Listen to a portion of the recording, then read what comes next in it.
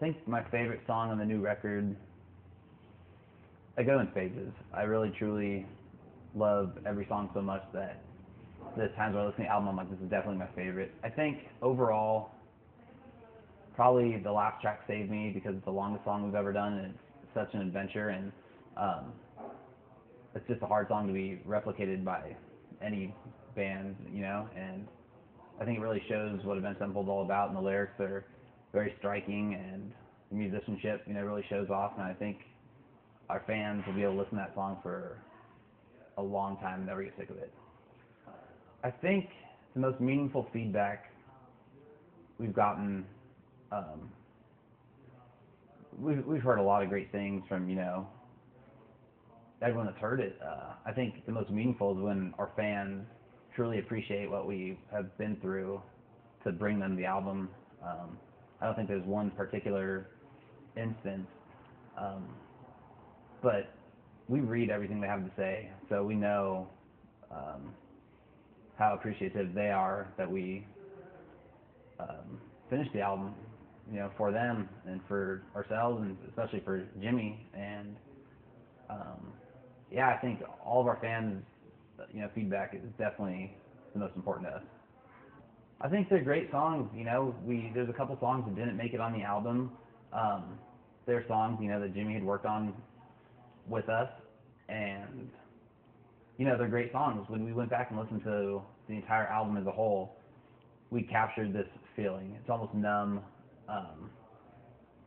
and each song really transfers into the next song, conveying that feeling. And a couple of these songs, we just couldn't find a place on the record for them. So, to do the album Nightmare justice, it was hard, but we had to say these songs, we know the fans will be able to hear them. But as far as Nightmare, this album's so important and such a magical album to us, it needs to be left, with the songs and the arrangement that we have them, and give the extra songs so fans can at least hear them. Anytime, we'd be on tour and come across tattoo artists or come up with an idea, Jimmy would always, if I said I'm getting my name and my Vengeance jersey across my back, he would say, awesome, I'm gonna get my Sullivan jersey, so we'd go get him at the same time. Or I decided to get 1981 tattooed, and he's like, all right, we're starting the 1981 crew, because we were born in 1981, and he got the tattoo. And that went for anyone, whether it was one of our dear friends, who was Jimmy's drum tech, if he got a tattoo, Jimmy would get a matching tattoo, because he really cared about his friends so much, and he always wanted everyone to feel part of everything that we did with all of our friendship. And so when Mike came in, it was only fitting that whatever tattoo he got, I was going to get the same one, and that's just how we do it. The one thing that I'll remember the most is that he demanded affection like no one I've ever seen. If he came up to you, he was so genuinely happy to see you, whether it had been a day or 2 weeks apart.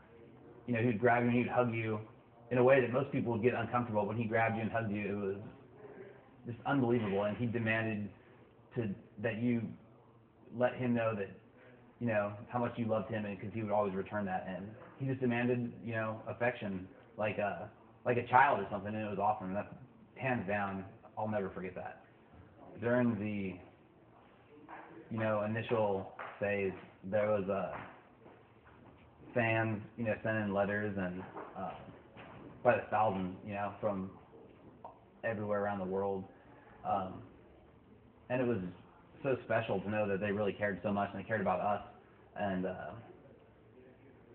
it was just overwhelming. I can't think of one particular, instance, but it was definitely just their overwhelming support that even kept us going.